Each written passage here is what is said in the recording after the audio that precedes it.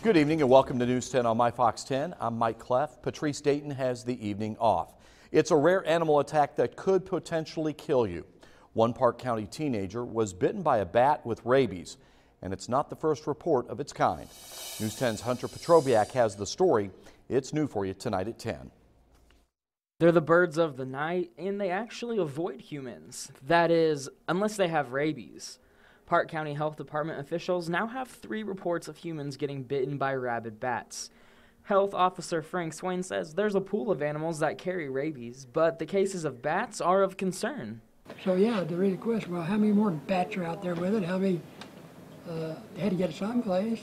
Kevin Rao's son found out about the severity of bat bites the hard way. She says he wasn't even provoking the bat, he was asleep inside.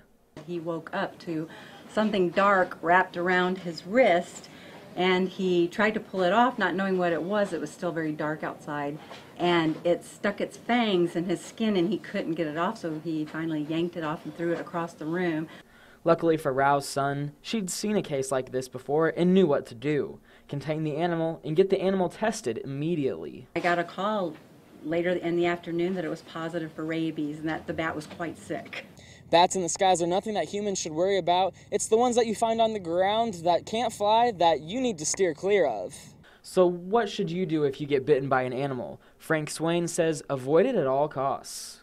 Well, they need to bring the animal to the health department, have it sent to the State Board of Health for analysis. And they can tell real quickly within just a few hours where that bat has rabies.